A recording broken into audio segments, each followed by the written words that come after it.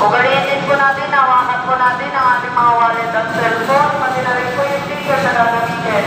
Sa paglabas po ng station o terminal, magsawakan na rin po mabuti. Iwasan din po natin ang maglagay po sa mga bulsa natin ang wallet at cellphone para makaiwas din po tayo sa mga taong mapagsamantala. Maraming salamat po, magandang hapon po at ingat po kayo sa inyong biyahe. Hello mga beshi! Papunta nga pala kami sa Manila City Hall from Fernando Po Jr. Station na dating Roosevelt to Central Terminal. Sa mga hindi pa alam, Fernando Po Jr. na siya. Akala ko ito bigla nag-break. Ang lakas. Bago kasi yung train.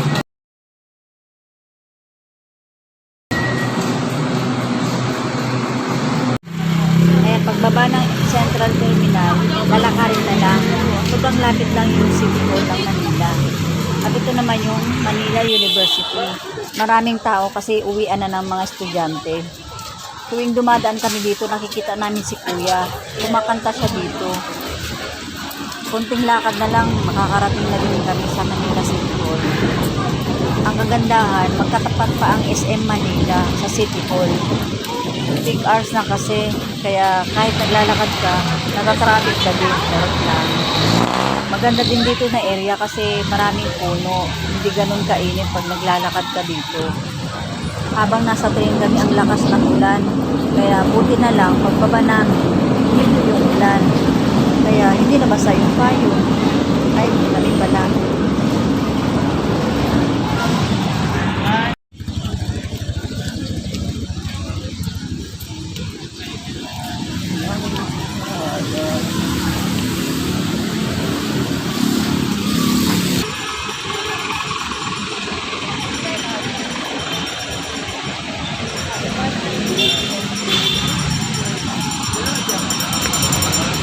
Ayan na nga yung SM Manila.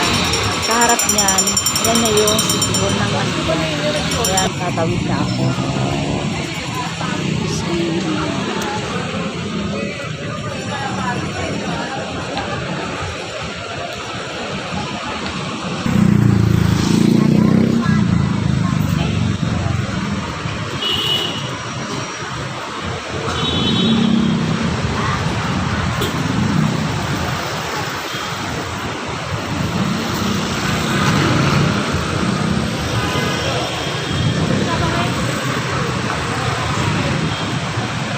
At ito na nga yung City Hall ng Manila.